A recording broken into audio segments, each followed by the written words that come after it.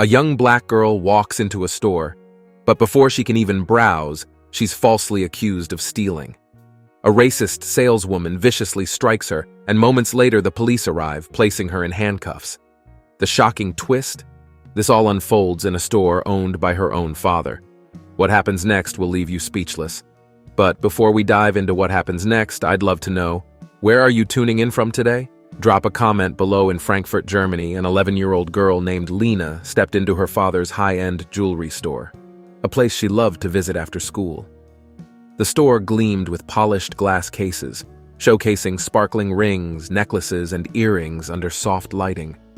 With her dark hair neatly braided, Lena's eyes shone as she admired the delicate jewels, each piece seeming to glow with an enchanting beauty.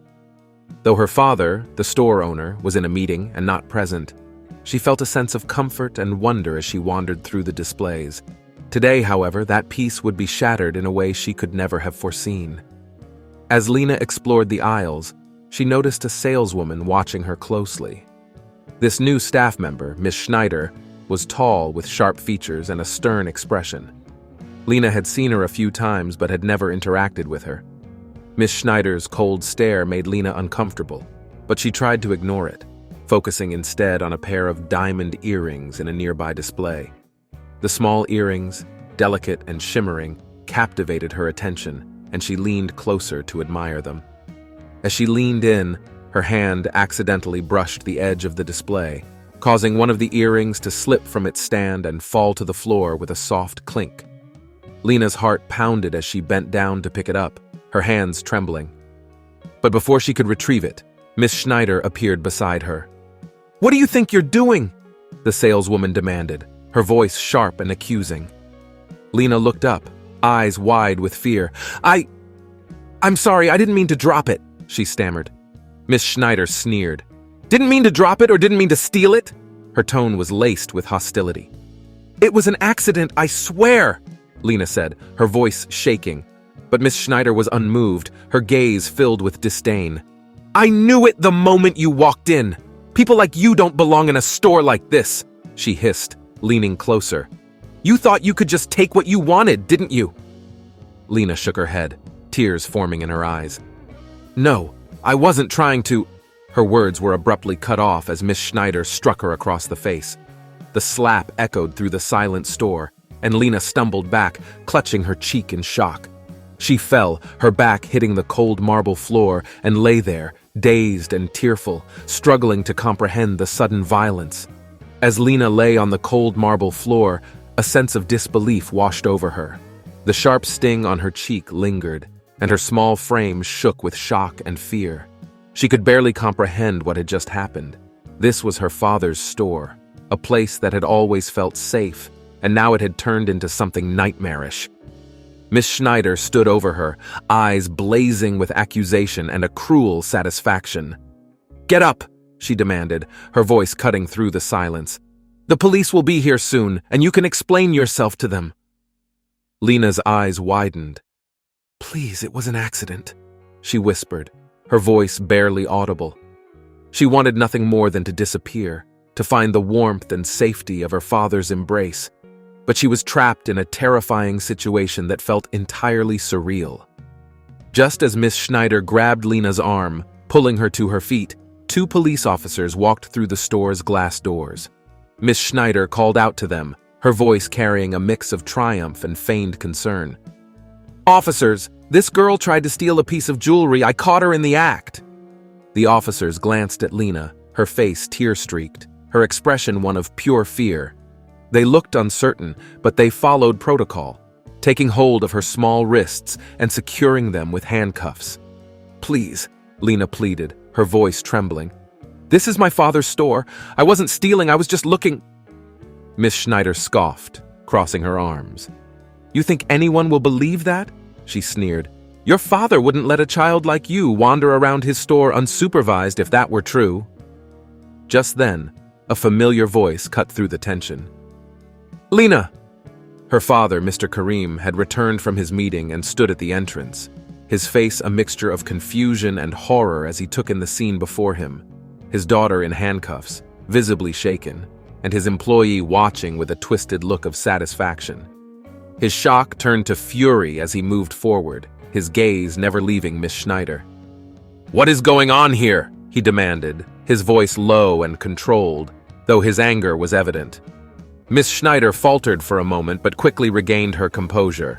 "This girl," she said, gesturing dismissively at Lena, "was trying to steal a pair of earrings. I caught her in the act." Mr. Karim's eyes narrowed. "That girl is my daughter, and this is her store as much as it is mine. How dare you accuse her?" The officers, realizing the misunderstanding, immediately released Lena's wrists, and one of them turned to Mr. Karim. "We're sorry, sir. We were told she was a thief, but if this is your daughter—" Miss Schneider's face turned pale as Mr. Karim's gaze bore into her. "You have no idea who you're dealing with," he said, his voice barely containing his anger. "Not only have you wrongfully accused and assaulted my daughter, but you've humiliated her in her own family's store." Miss Schneider opened her mouth to protest, but Mr. Karim silenced her with a raised hand. "I don't want to hear it. Pack your things and leave. You're fired." Mr. Karim knelt down beside Lena, pulling her into a comforting embrace. "I'm so sorry, sweetheart," he murmured. "No one should ever treat you that way." As Mr. Karim held Lena close, anger simmering just beneath his composed exterior, he looked at the officers. "This woman," he said, nodding towards Miss Schneider, "assaulted my daughter. I expect you to handle this as you would any unprovoked attack." Miss Schneider's expression shifted from shock to indignation. "What? I was just doing my job." She looked suspicious, and I was simply trying to protect the store's merchandise, she sputtered, her confidence visibly faltering. One of the officers stepped forward, taking a more serious tone. "Ma'am, regardless of your intentions, physically assaulting a minor is a criminal offense." He turned to Mr. Karim. "Would you like to press charges?" Mr. Karim's face was set with resolve as he nodded. "Yes, my daughter deserves justice for what she's endured today." Miss Schneider's eyes widened in horror. "This is absurd! She was acting like a thief!" But her words had no effect. One of the officers moved forward, guiding Miss Schneider's hands behind her back as he placed her in handcuffs. She protested, her voice rising in desperation, but the officer remained professional, informing her of her rights. Lena watched, still shaken but comforted by her father's steady presence beside her, as Miss Schneider was escorted out of the store. She could see a crowd gathering outside, customers and onlookers, some murmuring in shock as they watched the saleswoman being led away in handcuffs.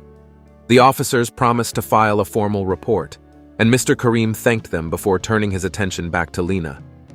"I'm so proud of you," he whispered, holding her hand. "You didn't deserve any of this, but I want you to know that no one will get away with hurting you." He vowed to Lena that her safety and respect would always be protected, not just here but everywhere in her life. As they left the store together, Lena felt a sense of peace begin to return, knowing her father had stood up for her in such a powerful way. Miss Schneider's day of reckoning was just beginning as she was led away from the jewelry store in handcuffs, her face flushed with anger and embarrassment. As the police drove her to the station, reality set in.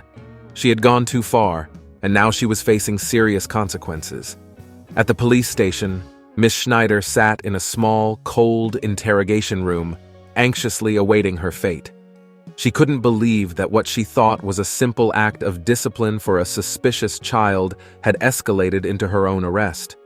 She tried to justify her actions in her mind, but the officers were unsympathetic, clearly viewing her actions as a racially motivated assault on a child. Eventually, a police investigator entered the room, his face stern. He informed her that she was being charged with assault on a minor, as well as reckless endangerment. The investigator explained that the severity of her actions, combined with the store's security footage, which captured the slap and her hostile behavior, left little room for a defense. Realizing the seriousness of the charges, Miss Schneider tried to defend herself. "I was just doing my job," she insisted. "The girl was behaving suspiciously, and I was trying to protect the merchandise." The investigator shook his head, unimpressed. "Your job doesn't give you the right to assault a child, especially without any proof of wrongdoing," he replied. "And given the nature of your comments during the incident, this is being considered a hate crime." That final revelation sent a chill through Miss Schneider. A hate crime charge could ruin her life. She would be looking at not only jail time, but also a permanent stain on her record that would follow her wherever she went. The investigator left her to sit with that thought, allowing her to fully process the consequences of her actions. Meanwhile, word of the incident quickly spread online. News outlets picked up the story, detailing how a saleswoman in a high-end Frankfurt jewelry store had assaulted the owner's daughter in a racially charged incident. Public outrage was swift.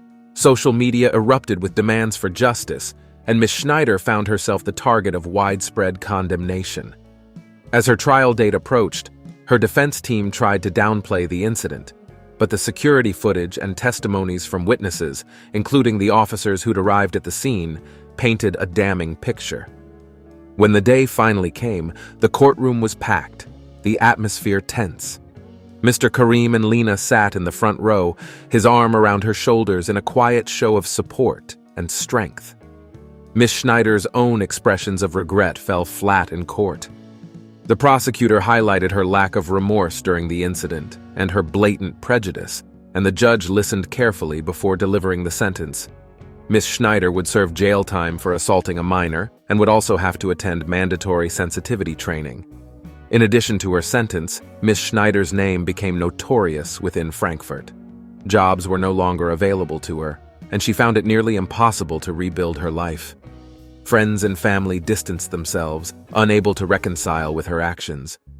Meanwhile, Mr. Karim made sure the ordeal became a powerful lesson in resilience and justice for Lena.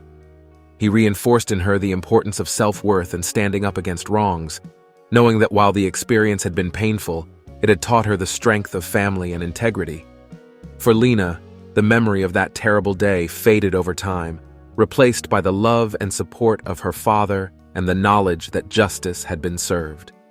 Leave a comment if you enjoyed this story. It doesn't cost you anything, and you'll make me very happy.